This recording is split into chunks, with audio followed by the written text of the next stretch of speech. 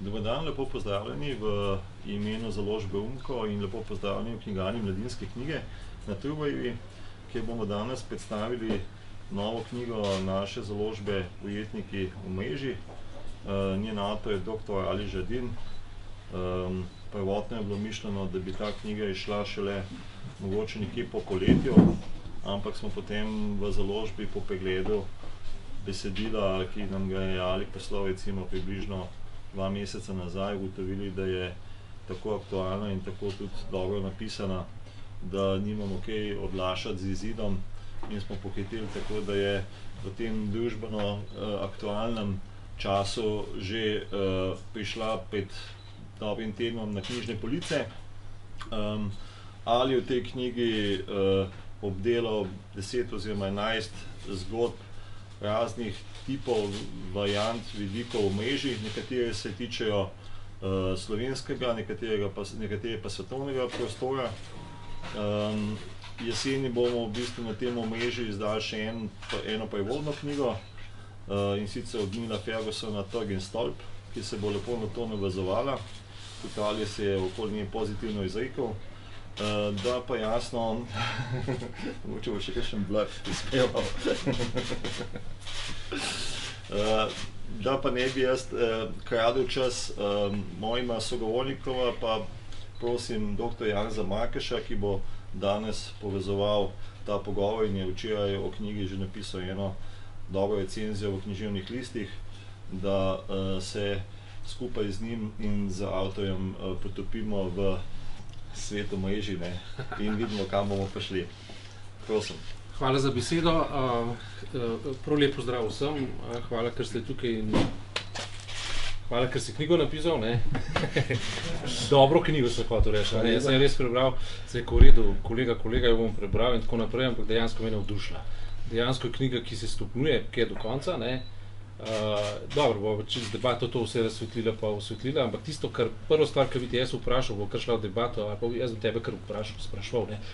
Ker kolega zdaj govoril o stolpu, ne, sem si jaz zamislil, ne vem sicer kakšen stolp je mislil, ampak jaz sem si omrežje vedno predstavljal kot, in pa teorije zarote, izvirajoče iz omrežja, sem si zmeraj predstavljal kot neko piramido, kot neko hierarhijo, kot strogo od spodaj navzgor, oziroma od zgoraj navzdol organizacijo, ne. Ko sem pa tvojo knjigo prebral, si mi pa že v prvi poglavji slekel in si povedal, da si šel v Brooklyn, si povedal, da si se pogovarjal z dr. Schwarzem, kako mu že ime?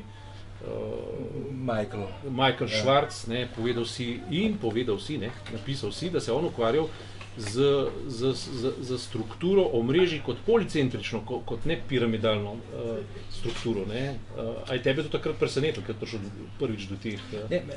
Mene je vprašanje, odkje metafora družbe kot piramide, ne, me je začela zanimati 6, 7, 8 let nazaj, ne.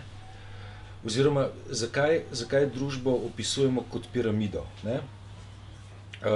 In pa sem iskal, kaj bi bili izviri te metafore, in sem ugotovil pač, da najdemo izvir te metafore tam okrog leta 1800 in to v politični ilustraciji. Zakaj ravno leta 1800? Pač zato, ker so se takrat Britanci in Francozi mlatili za nadzor nad Egiptom.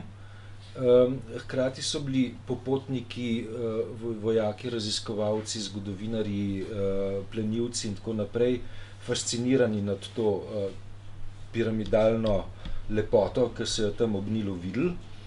In se je fascinacija nad arhitekturo piramide pač prestavila v, reči, filozofsko ali pa sociološke razmisleke. In od takrat naprej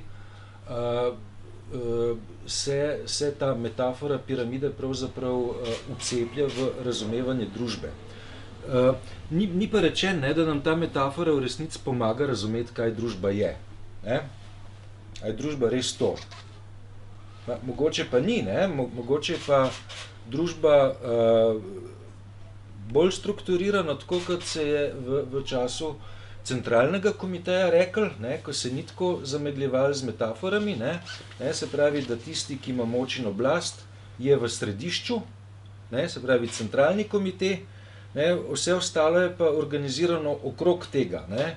Se pravi, pridemo do neke strukture središča, neke polperiferije in periferije. Ne. Siromaki so na periferiji, midva sva nekje na polperiferiji, verjetno, ne.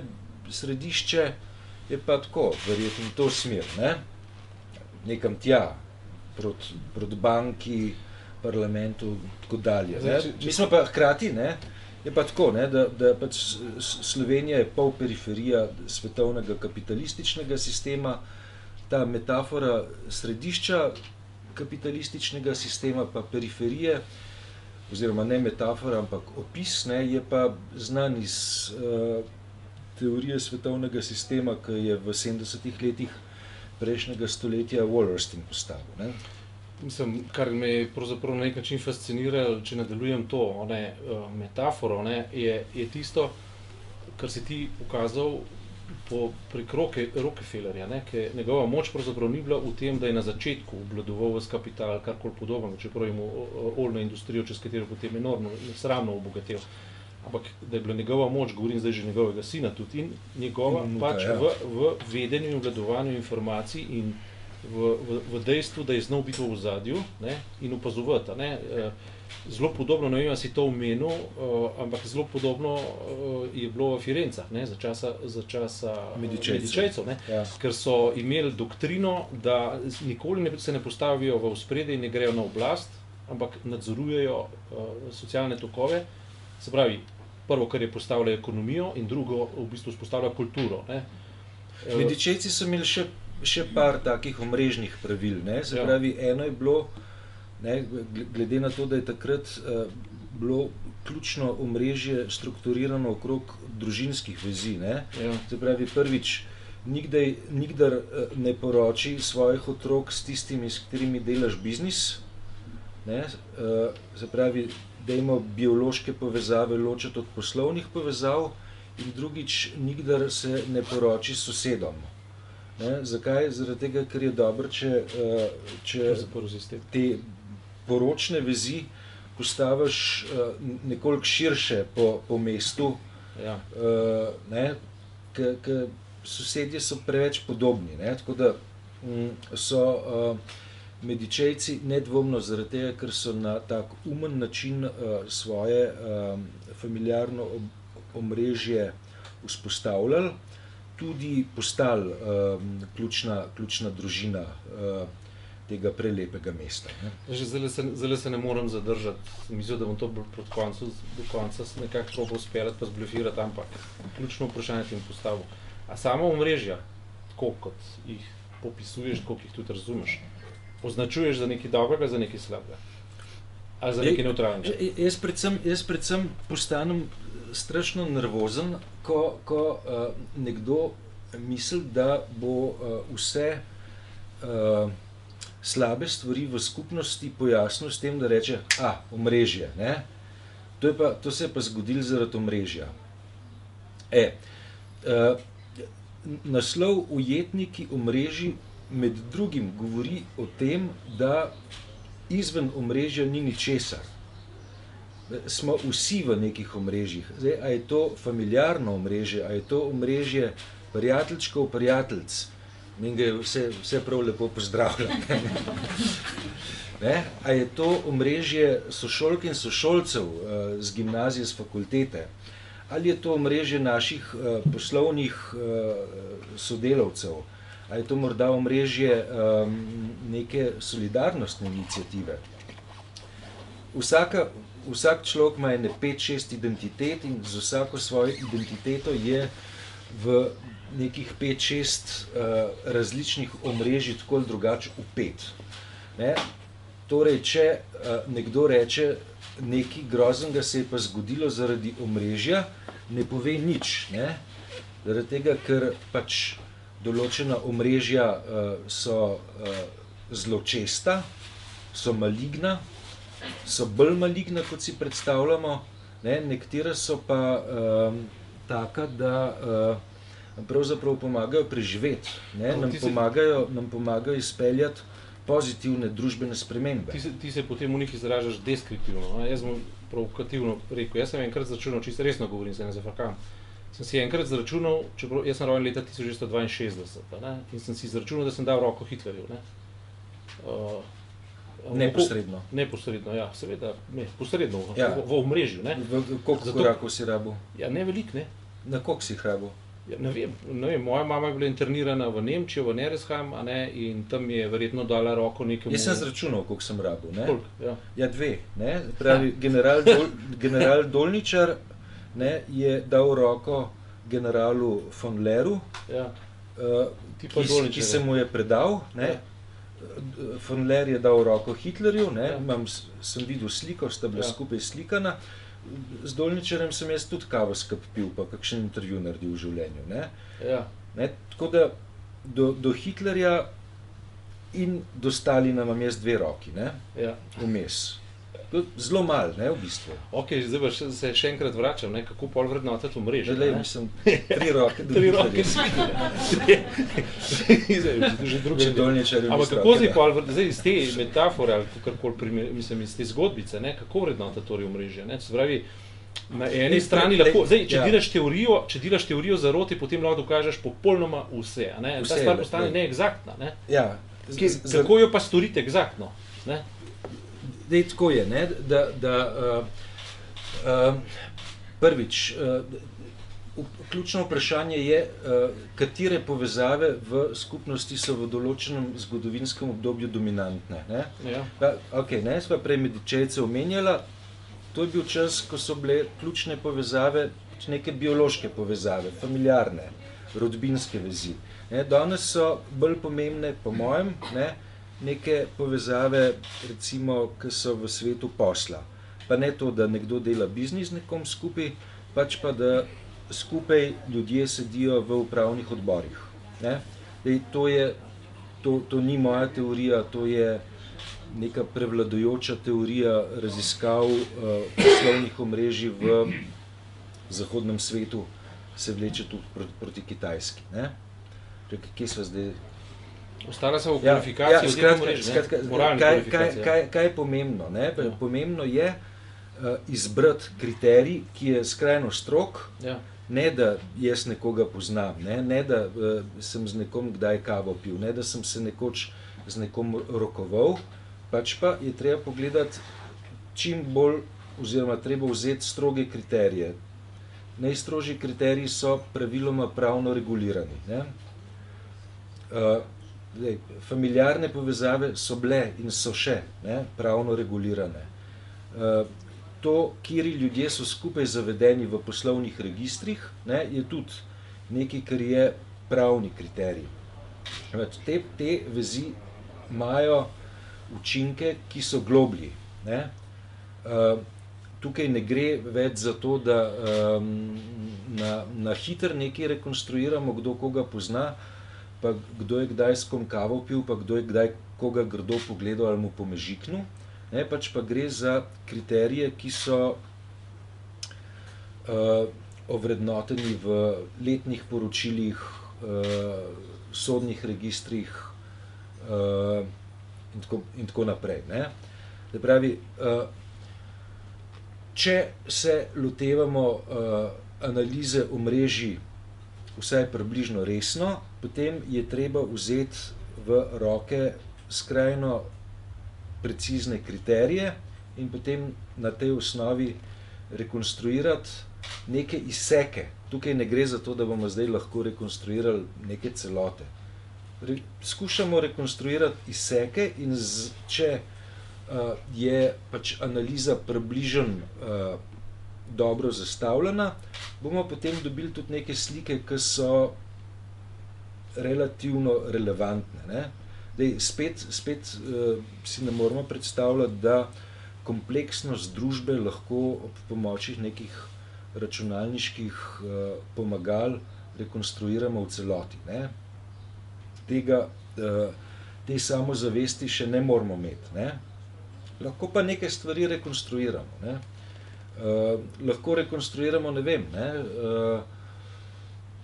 obstajajo ambicije, ne, ko gledam mednarodne raziskovalne kroge, veš, rekonstruirati mednarodni vladajoči razred, tako da rečeš, ok, ne, kjer direktorji skupaj sedijo v največjih upravnih odborih, ne, potem pa še malo pogledati okrog, a sedijo skupaj še v trilateralni komisiji, a sedijo skupaj v Svetovnem gospodarskem forumu, a sedijo skupaj v kakšnem tretjem gremiju, ne, dal bi se omeniti še, ne vem, European Round Table, ko je spet en tak pomemben gremij in tako naprej, ne. Jaz sem zasledil kontradikcijo, protizlovje v tvoji knjigi, ne? Produktivno. Ja, ta je zdaj na sporedu. In sicer po eni strani, a ne, si knjigo v zadnji četrtini ali pa rečemo četrtini, tretjini preobrnil v priročnik, a ne, skrbel za presenečenje. Se pravi, najprej si se tako poljudno analitsko lotil stvari, pokazal nekatere stvari zelo fajn, teoretsko močno stoji, potem si pa naobrnil na priročnik, v katerem si podelil na svete, da je zelo koristno, če človek zbira telefonske številke in podatke. Ne? Tako kot je to Rockefeller počel, stari in mladi. Ne? Mimogrede, ne, da ne pozabim, ne, interesantna se mi zdela ta epizoda, da je Rockefeller umrl natanko ob času ali pa v mesecih ob izvolitvi Trumpa. Ne? Ja. In da je v bistvu Trump ukinil vladavino te logike, ne? Na nek način. Ne? No, ampak Rockefellerjeva mantra je bila to, kar si potem tudi svetoval. Imajte čim več telefonskih klicev, bodite čim bolj omreženi, pač v pozitivnem smislu, kaj z tega naredite, pač vaša nota. Na drugi strani, ne, si dal pa noter en zelo dober primer popolnoma nasprotne logike, to je pa Janez Drnovšek, ki je prišel iz obrobja in je potem v tisti mreži, ki si jo noter naslikal, narisal, najdel neka presečišča, ki niso množična, so pa bistvena. Ali lahko to pojasniš? Ne? Se pravi, se da prodreti v sredico družbe brez velike količine, če tako rečem, telefonskih številk. Ne? Ja, zdaj, tukaj lahko zdaj jaz zavijem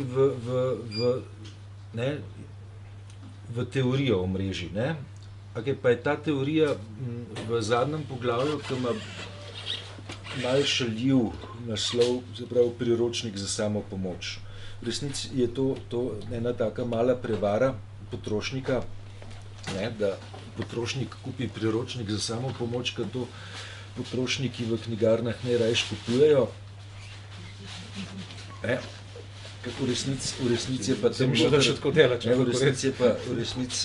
pa tam težka teorija skrita.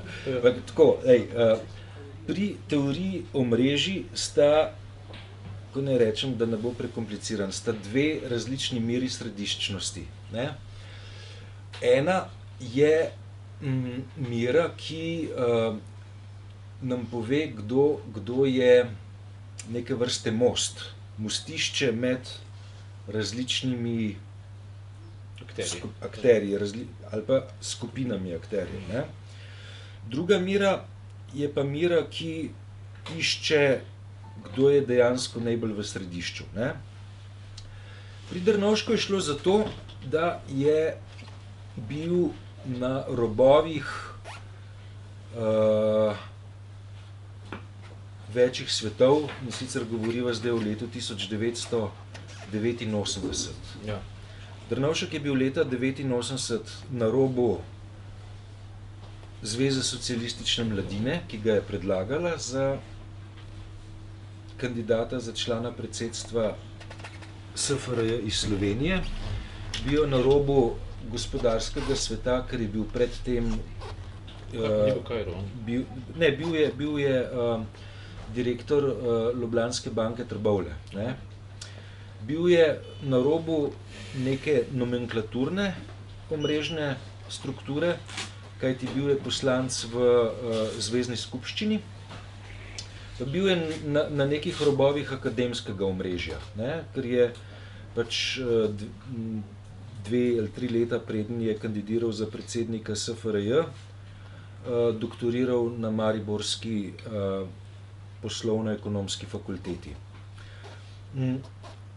Te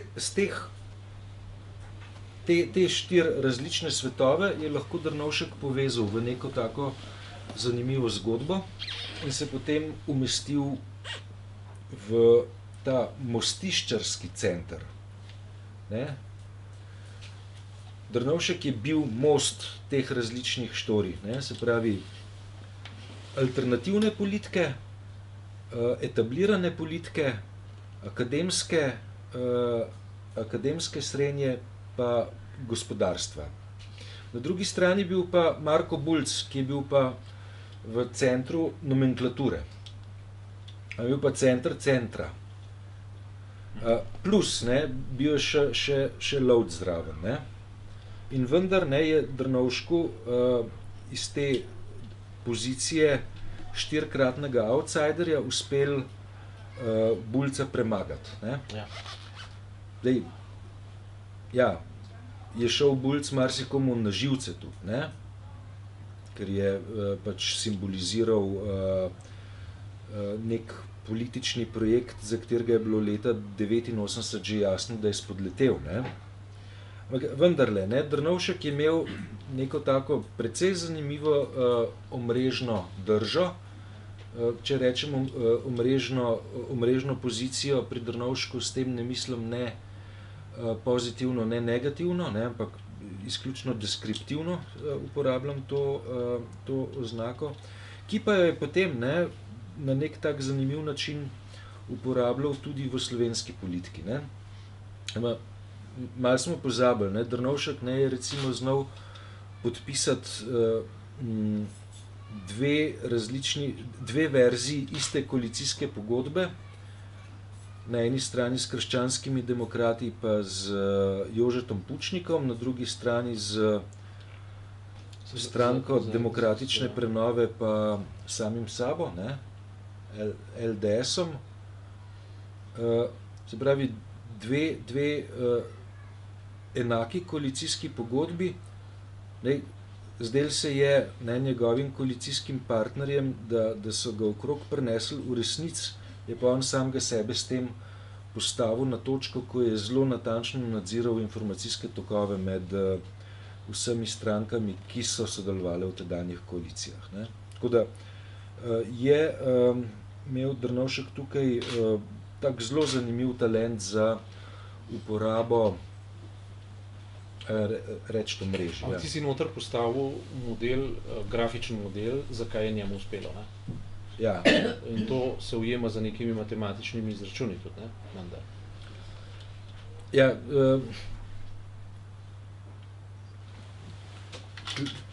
tle imamo eno slikco, ne, ja. jo bom skušal poiskati, ne, Kaj to kaže, ne? Kaj to ponazarja?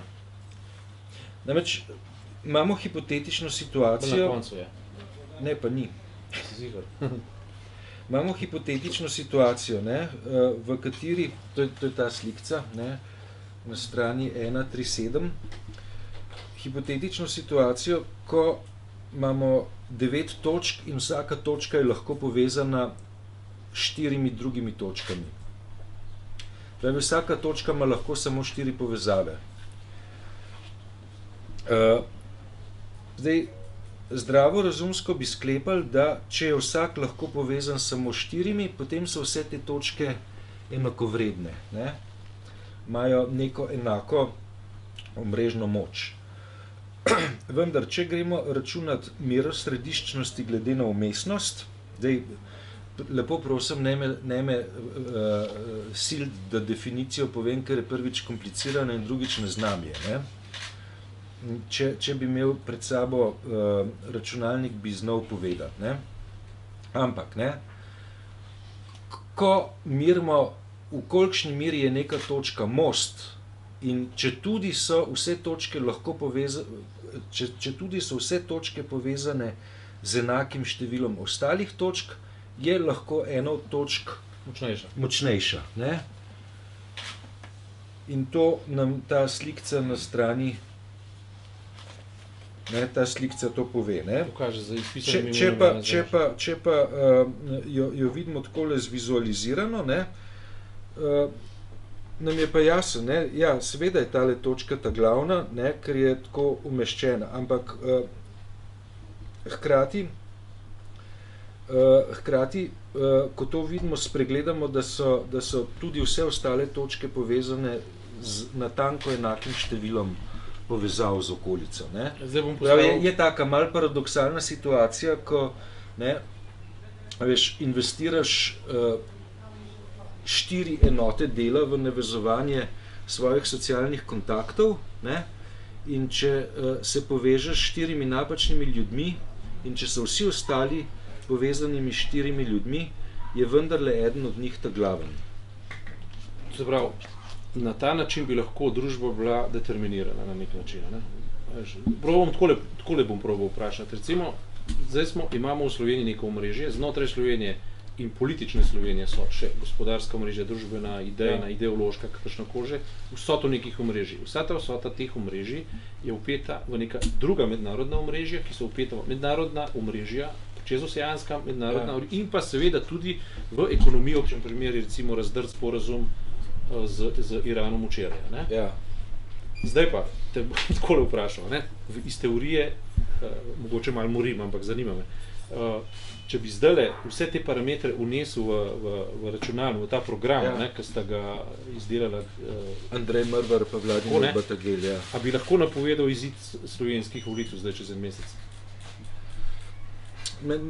Jaz si tega ne bi drznil početi, no?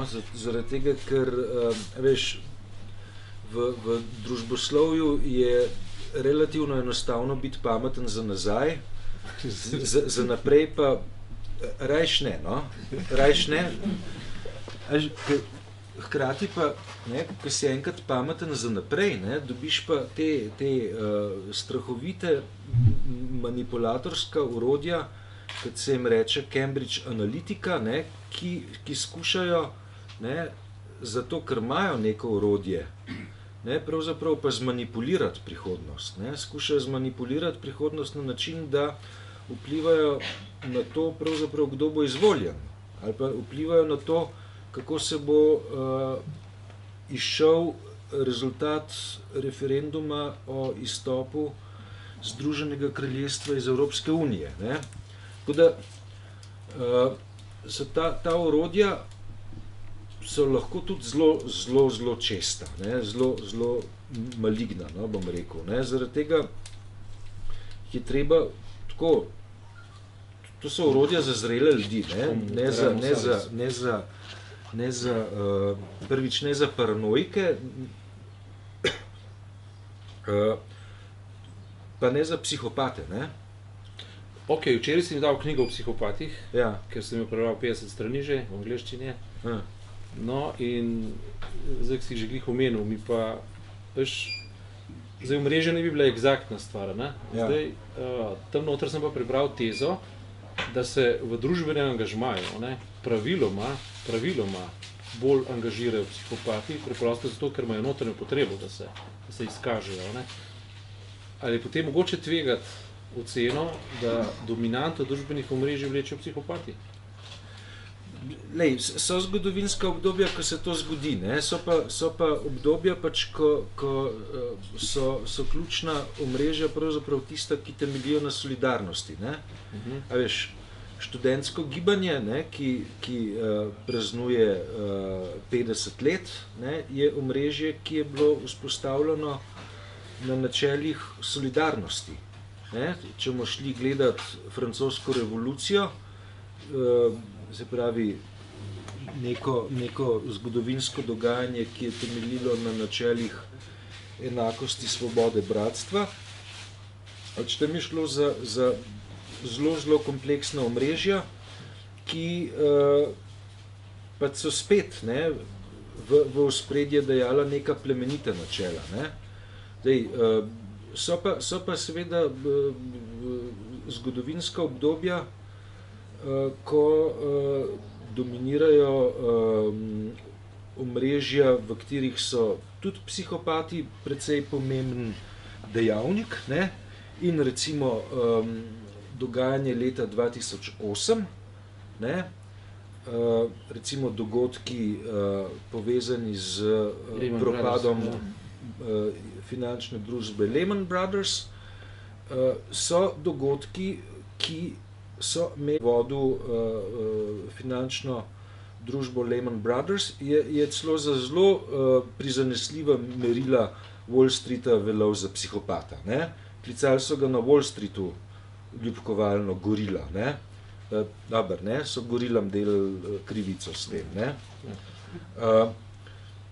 Ampak, ker so ga vsi iskreno sovražili, ne, mu potem, ko so šle zadeve predaleč, ni nihče priskočil na pomoč z neko socializacijo dolga, ne, ki ga je ta družba naredila in je potem sledil nek domino efekt, ne, dober, ne. Nekatere so potem šli rešvat, nekaterih pa ne, ne. Ko so bili preveliki, da bi propadli, so jih šli rešiti, ne. Jaz bi ti zadnje vprašanje pred splošno razpravo, če smem tako povabilo izreči, bi ti ga postavil v smislu, v času tako eksponenčno rastoče dostopnosti do javnih omrežij, govorim pa zdaj o Facebooku, Twitterju, govorim o internetu in vseh teh zgoščinah, a se ti ne zdi, da postane v bistvu logika omrežij neobvladljiva? V kakšnem smislu? Ja, enostavno, ne vem, a jo še lahko zračunaš. Še lahko zračunaš zakonitosti iz vseh teh interakcij, ki se dogajajo. Vrak je v tem, ne, ker tam nekje delč obstaja neko ogromno skladišče računalnikov, ne, v katerem je zapisano marsikaj o tem, kaj ljudje počnejo, s kom prijateljujejo na Facebooku, koga klikajo, ne. Omenil se Cambridge Analytica, to je bil primer hude zlorabe. Ja.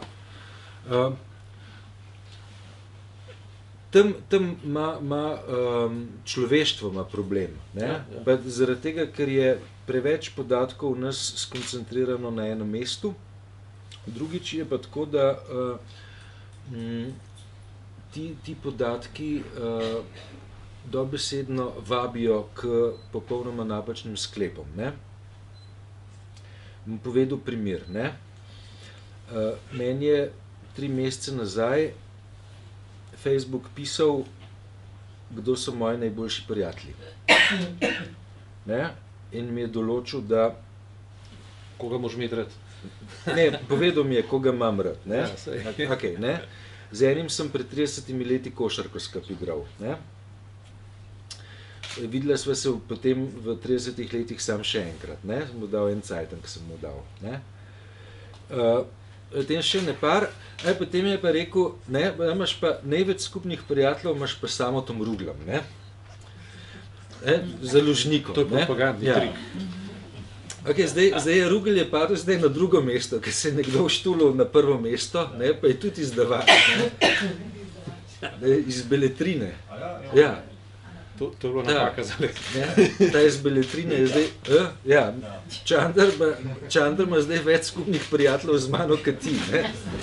To moramo popraviti v knjigo, ne.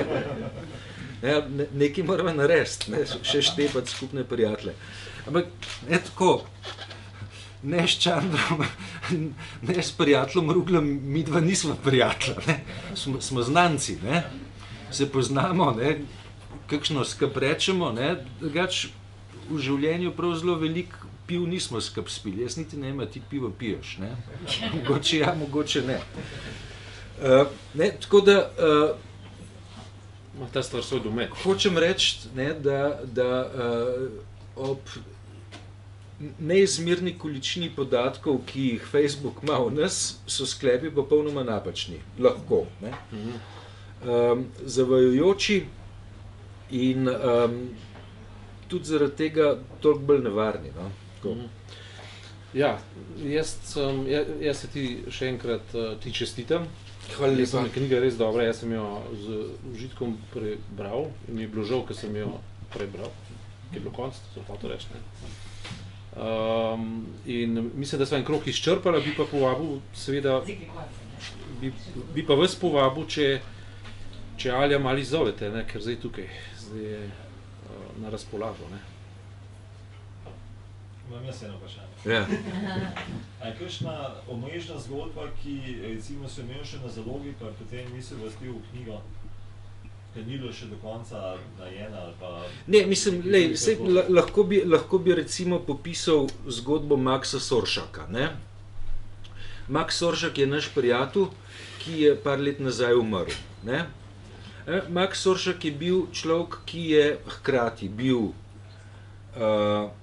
v svetu gledališča, je bil hkrati v vodstvu Nogometne zveze Slovenije, je bil hkrati v Moderni galeriji, bil je v iniciativah v omrežju neodvisnih umetniških kulturnih iniciativ.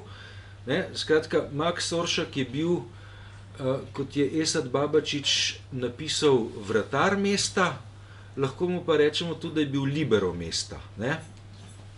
Ker je pač povezoval zelo različne ljudi. Ne? Lahko bi napisal obsežno poglavje o Maxu Soršaku, recimo. Lahko bi še kakšno drugo. Ne? Lahko bi se pa pač lotil zbiranja podatkov še o čem in bi potem pač 3 mesece podatke skupaj metal in potem mogoče z tega ne bi nič ratali, ker potem, ko bi podatke že imel zbrane, bi se je izkazalo, da gre za nepomemben artefakt. Ne? Se pravi, nekaj, kar se nam sam dozdeva, pa v resnici na tem ni nič. Ne? Tako da, danes me je že nekdo vprašal, če imam ogledano še kakšno omrežje vredno analize, pa znajo ga te volitve tudi naplaviti, ne? Tako da počakamo par tednov, pa vidimo, kaj se izcimi iz tega. Ne? Kaj greva prijatelje skupne zdaj dobivati, da Čandra z prvega mesta ven vržava? Jaz tebe namreč vprašal, doktor Mramorja bom pa izval, ne? Ja, da te vi njega kaj vpraša, zaradi tega, ker to pa je nekaj, kar mislim, da imate vi tudi kaj zapovedati. Ne? To bom sam gospodil prej.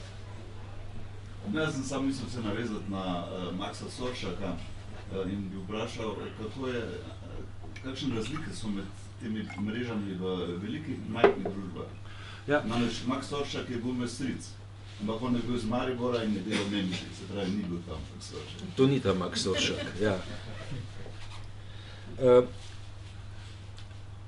Pogosto recimo slišimo, da je za Slovenijo, da je Slovenija obsojena na to, da so omrežja zelo gosta, zlasti poslovna, zato ker je Slovenija majhna skupnost. Jaz sem gledal podatke za poslovna omrežja v Avstriji pa v Nemčiji in tam se izkaže, da če vzamemo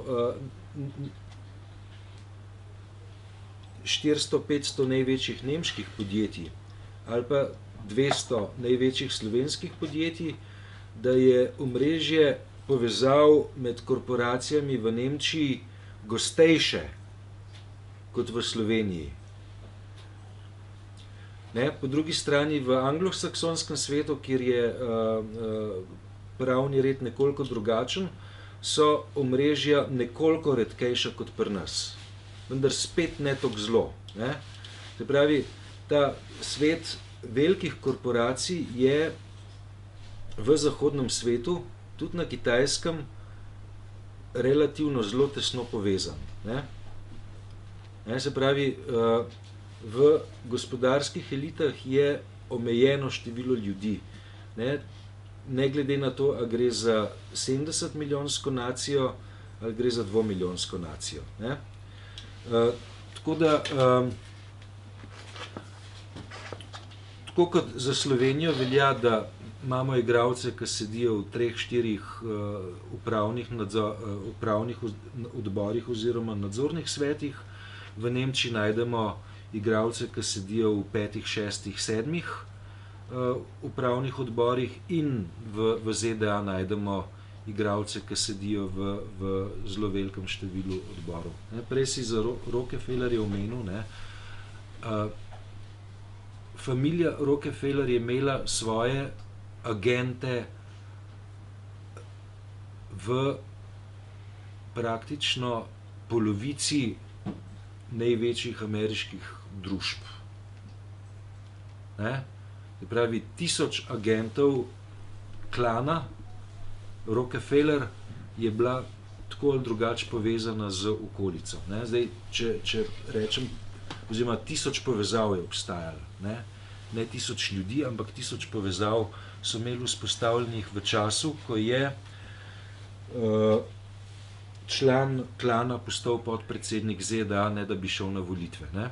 To je bilo v času, ko je Nixon odstopil, je bilo treba najti podpredsednika ZDA brez volitev. Ford je postal kot podpredsednik predsednik, bratec pa podpredsednik. Ne, tako da ta zelo gosta prepletenost ni nekaj, kar bi bilo značilno za majhne nacije, je tudi za velike. Jaz imam cel kup vprašanj, ampak se bom omejil. Kot ekonomist sem utilitarist in seveda, če imaš metodologijo, kot je tale, se vprašaš, kaj pravzaprav si lahko z njo pomagaš. Na katero vprašanje lahko odgovoriš. In eno se je tudi na tole vezalo, kar ste zdaj začeli pravzaprav. A bi lahko s to metodologijo pokazal razliko med temi gostoto povezav, recimo v Sloveniji, pa v mreži, pa v tujini, pa tudi med slovenskimi in tujimi povezavami. Recimo, kar sem jaz opazil skozi svoje izkušnje, ki sem jih imel kot minister, smo mi izjemno slabo med seboj povezani, da pa ne govorimo sploh, kako smo povezani recimo v evropskem prostoru znotraj EU. Kot veste, ta zadnja raziskava, ki je prišla zdaj, prikazala, da mi smo popolnoma nepomembni za katerokoli lobistično grupo sestaviti, recimo za doseči določene cilje na ravni EU, v Sloveniji ni. Ampak mogoče sam še to dopolnim kot ena ilustracija. Ko sem bil pri Merklovi, sem si zadal za nalogo, da v bistvu bi nas podprla, da bi dobili denar za drugi teden, skozi evropske TCP pa tako naprej. Pa sem ji rekel, zato na kosilu smo bili, pa sem ji rekel, pa rekla, nimate vi komisarke za promet. Mislim, tako bi rekel, tako izkoriščanje teh omrežij za svoje cilje je čisto normalna stvar in se mi zdi, da pa mi pa svoji tako sploh stavčamo, če jih gor damo. Da greš preko Nemcev, zato da bi dobotinje pa preko svojih. A bi se dali s to metodologijo v bistvu to videti, ker jaz vidim, da iz tega ta omrežja zame so bolj priložnost, kot pa v redu za ne vem, eno kriminalistično preiskavo pa tako naprej so lahko malo čist drug cilj, ampak recimo z ekonomskega vidika so za mene izjemno pozitivne lahko. In a bi se dali te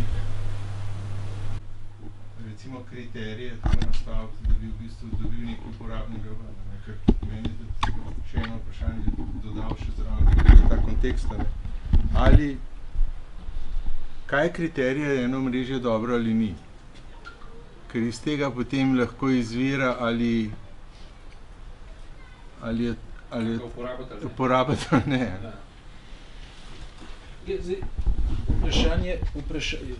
Vprašanje, zakaj se to splača početi. Ja. Jaz sem pač po delovnem mestu novinar. Mene zanima, kdo je ta glaven v skupnosti. Me zanima, ali se da rekonstruirati, kje so središča gospodarske, politične in kakšne druge moči. In ko recimo sem primerjal podatkovje za leto 2004 pa 2006, sem ugotovil, da se da kar zanimive točke identificirati, kjer so neka središča gospodarske moči. In izkazalo se je, da so središča gospodarske moči izmerjena ob pomoči zelo stroge metodologije, zelo podobna ocenam najbolj kompetentnih opazovalcev razmeri gospodarske moči na tej kvalitativni ravni. Ne? Se pravi, če sem jaz vprašal nekoga, ki je res zelo dobro razumel gospodarsko sceno, kdo je ta glaven, so mi rekli tejle. Ne? In če sem jaz to zmiril, se je izkazalo, da je res tako. In se je izkazalo 2 leti pozneje, ko so se stvari precej obrnile, da se da ob pomoči te metodologije identificirati pravzaprav, kaj so neka središča moči. Dobre, zdaj, če veš, kaj je središče, kaj je gospodarsko središče ekonomske moči v Evropi, pa se gre z njimi kaj zmeniti, ne? Zdaj, a so to švedski Wollenbergi? Morda pa so, ne? Pa je to ena taka prosvetljena kapitalistična familija, ki pravzaprav se niti ne kvalificira na seznam milijarderjev, ne? Ki živijo skromno in vse reinvestirajo. So pa izjemno dobro povezani z evropskim ekonomskim prostorom, ne? Bistveno boljše, recimo, kot familija, ki obvladuje Ikeo, ne? Pa so milijarderji. Ne? Ali pa so to, ne vem, ne? V času, ko je se odločal, ali bo Lek prevzeti strani Novartisa, ne, je bil en takih ključnih evropskih omrežnih igralcev predsednik uprave Novartisa. Ne. Pravi, se je takrat delal posel z nekom, ki je bil dejansko v sredici evropskih poslov. Ne. To ni slabo, ne, delati s takimi ljudmi posel. Ja. Na tej točki bi te povabil iz tvoje knjige Brano, Ja. da glede utilitarnosti pojasniš, ko nas je Drnovšek v NATO pakt spravljal in na koncu tudi spravil v trenutku, ko nas NATO pakt ni maral. Se nanaša na to, kar zdaj govoriš. Mislim, tam je šlo pa za nekoliko drugo logiko. Ne? Tudi umeščenost v neka zavezništva, ne? v multilateralne organizacije, ne? Lahko razumemo na nek omrežen način. Ne? Slovenija je cela 90. leta hrepenela potem, da se vpišemo v zvezo NATO, pa zvezi NATO ni bilo kaj dosti do tega, da bi nas povabili, pa je bilo veliko enega gorja povezanega s tem. Ne? Ko je Jelcin se umaknil z ruskega prestola in to službo prepustil Putinu, je Janez Drnovšek relativno hitro odprl komunikacijske kanale s Putinom, z Jelcinom je imel zaprte, menda čist zaradi nekih osebnih nelagodij do Jelcina. In v trenutku, ko je Drnovšek začel dialog s Putinom, je postal zanimiv tudi za Zahod. Začel je naenkrat dobivati vabila v Francijo, v druge zahodne države, zaradi tega, ker je lahko iz prve roke povedal, kaj je zvedel od Putina. Začel se pravi, da je že na Koroško prihajal, ne? Ne, šel je v Santanto na svetovno smučarsko prvenstvo in je Putinu nesel begunske smuče. Ne? In potem so se tam neki brunarci zasedeli za par ur. Ne? In potem je bil vabljen v Moskvo in potem se je zadeva zelo hitro zavrtela, da je lahko Brdo pri Kranju postalo prizorišče srečanja med Bushem in Putinom. Zakaj? Zaradi tega, ker je Drnovšek to logiko postavljanja mostu, ne, ki jo je uveljavil že leta 1989, prestavil na to mednarodno prizorišče in je Slovenijo pozicioniral kot neke vrste most. S tem, ko Slovenija postane most do Moskve, je toliko bolj pomembna tudi za Zahod, in potem pač hitro pridajo resna vabila v NATO, medtem ko te procedure vezane na Evropsko unijo so se takrat že odvijale, ne, in so bile tik pred zaprtjem. Ne. Ampak vabilo v NATO pa dejansko pride v trenutku, ko se izkaže neka večja specifična teža ali pa večja politična teža Slovenije, ki pa jo dobi, ko se ta država vzpostavi kot neke sorte most. Ne. Zdaj nema pa funkcijo mostu Turčija vzela. Lahko še enkrat ponovim, če sem jaz prav razumel to metodologijo, je tako, da ti definiraš, koliko je povezav in potem gledaš, kakšno je omrežje. Ja, mislim, treba je najprej povedati, kaj je kriterij, kaj pravzaprav umeščamo v podatkovno bazo. Ne? Razumem. Ampak tako, ko smo midva gledala to na računalniku, ja. Takrat je meni se zdelo, da ste enkrat dal pač 4 povezave, enkrat 8 povezave in potem se to omrežje malo spremenilo. Ali lahko gledaš tudi, ja. Koliko je teh povezav, pravzaprav, da drugače definiraš?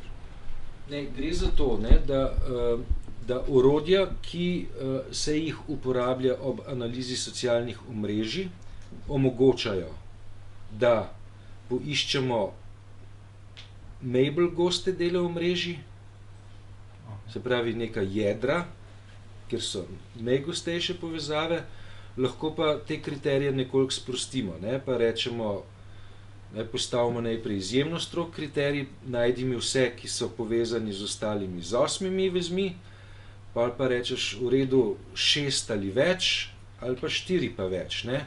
S tem, da potem, ko rečeš, najdi mi vse, ki so povezani z vsaj 4 povezavami, ne, dobimo naenkrat neko skledo špagetov, ne, ki je ne moramo več dobro brati, ne, pa je treba potem strožje kriterije postaviti. Ne. Ne, tako da, kako? Se da. Ja. Ker to bi potem ti omogočili, da primerjal recimo omrežja pri nas, ne? Koliko so gosta, po domač povedano, ne? In v tujini. A imamo, ker moja teza je, da v Sloveniji smo zelo slabo omreženi. Vsaj iz mojih izkušenj. V Sloveniji je po podatkih, ki jih jaz tle ne navajam, ne? Se pravi, ta kakovost socialnega kapitala. Socialni kapital je pa neka mera števila povezav, ki jih ljudje imajo med seboj, je nizka. Ne? Zaradi tega, ker ljudje relativno zelo malo sodelujejo v prostovoljnih organizacijah, se rajš zapirajo za 4 stene, kot da bi šli razpravljati v neke recimo bralne krožke, ne? Se ljudje relativno malokrat zbirajo in razpravljajo, ne? Šibko so vključeni v prostovoljna združenja, relativno majhno število je vključeno v ta združenja, ne? Okay, je veliko gasilcev, pa relativno malo ljudi vključenih v neke druge dejavnosti. Ne? Tako da, to sem že prej rekel, ne, tudi na ravni povezav v poslovnem svetu, ne, se je 12-13 let nazaj zgodilo to, da je število članstev v nadzornih svetih, ki jo ima lahko ena oseba, bilo omejeno na največ 3. Ne.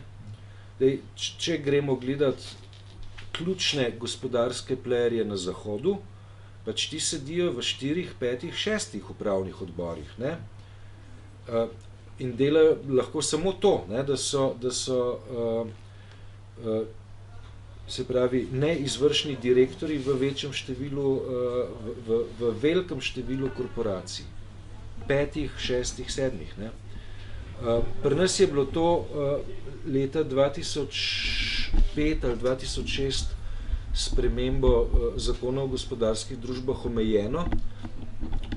Posledično je pa to vodilo, po moji oceni, v to, da neka gospodarska elita s tem izgubila svojo kohezivnost. Medtem ko politična elita je s tem pridobila na moči. Če mogoče ni nobenega vprašanja več, bi lahko mogoče na tej točki, da je politična elita pridobila na moči, sklenil današnji pogovor. Zahvaljujem se avtorju, sogovorniku, vabim vas, da si mogoče knjigo preberete ali zna poleg tega, da vam kaj napiše noter, lahko tudi narišeš še kakšno mrežo na hitro, nas posvetila. Tako da hvala vam, da ste se udeležili tega pogovora, mislim, da je dosti zanimiv in upam, da se še kdaj oziroma kmalu vidimo. Hvala.